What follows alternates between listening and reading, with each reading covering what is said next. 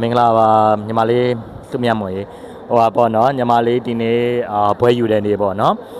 21ရက်12လ21ရက်ဒီဇင်ဘာ2025ပေါ့နော်ဒီဘွဲယူတဲ့အခမ်းအနားမှာအကိုတို့ကဒီညီမလေးဘွဲယူရတဲ့အတွက်ပေါ့နော်ညီမလေးဘွဲယူရတဲ့အတွက်တဲ့ညီမလေးကိုပေါ့နော် surprise လေးလုပ်ပေးပါဆိုပြီးတော့ပြောထားတဲ့လူတွေရှိတယ်ပေါ့လေ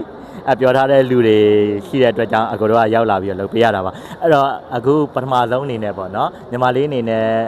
ဒီအခုလိုမျိုး surprise တိုက်တဲ့ဟာကိုဘယ်သူကလုပ်ပေးတယ်လို့များထင်လဲခင်ဗျာဟုတ်ညီမတွေပဲနေမှာပေါ့ခင်ဗျာဘယ်သူလို့ထင်ပါလဲညီမတွေပဲနေမှာပေါ့ညီမတွေပဲနေမှာပေါ့ညီမတွေဆိုရင်နာမည်လေးနဲ့တစ်ချက်လောက်ပြောပေးလို့ရမလားခင်ဗျာဘယ်ညီမလေးတွေလဲပေါ့နော်ဟုတ်ညီမပြောပြပေးပါလားနာမည်လေးနဲ့ပြောပြရအောင်ဘယ်သူဖြစ်နိုင်လဲသူတို့ပဲနေမှာပေါ့ဟုတ်ညီမတွေလို့ထင်တယ်ပေါ့လေဟုတ်ပြီအဲ့ဆိုရင်အခုပြပြပေးမယ်နော်ပို့ပေးရဲ့ຫນွေရဲ့နာမည်အားကြတော့ပထမဆုံး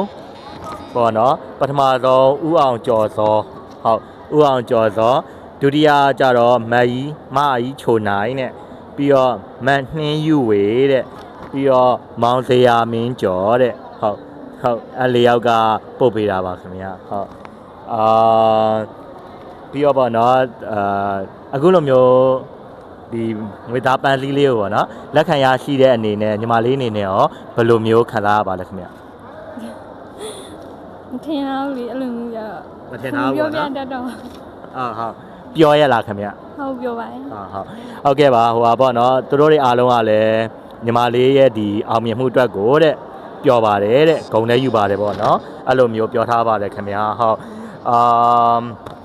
ပြီးတော့အမှားစကားလေးလည်းပါခိုင်းထားပါသေးတယ်ညီမလေးရဲ့အခုလိုတဲ့ဘွဲယူတယ်တဲ့အောင်မြင်မှုကိုတဲ့မိသားစုကတဲ့ဂုဏ်ပြုပါတယ်တဲ့ဂုဏ်လည်းယူပါတယ်တဲ့မိသားစုဂုဏ်လူယူလို့ရအောင်တဲ့စ조사ပေးခဲ့တဲ့အတွက်လည်းတဲ့ကျေးဇူးတင်ပါတယ်ဆိုပြီးတော့လည်းပြောထားပါတယ်ပြီးတော့နှောင်လဲတဲ့မိသားစုအားကိုဂုဏ်ယူရတဲ့သမီးအလိမ္မာလေးဖြစ်ပါစေလို့လည်းပြောထားပေးထားပါတယ်ခင်ဗျာ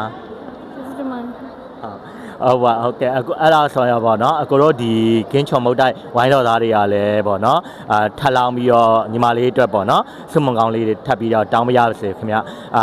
ညီမလေးပေါ့နော်အခုလိုမျိုးအောင်မြင်ညီမလေးရဲ့ဘဝတစ်ချောင်းလုံးမှာပေါ့နော်အခုလိုမျိုးအောင်မြင်မှုမျိုးများစွာပေါ့နော်ရရှိခံစားပိုင်ဆိုင်နိုင်ပါစေ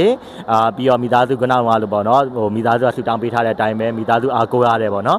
သမီးလိမ္မာလေးတစ်ယောက်ပေါ့နော်အားကိုးရတဲ့သမီးလိမ္မာလေးတစ်ယောက်ဖြစ်ပါစေဆိုပြီးတော့လည်းအကိုတို့ကင်းချော်မုတ်တိုက်ဝိုင်းတော်သားတွေကလည်းဆူတောင်းပေးပါစေနော်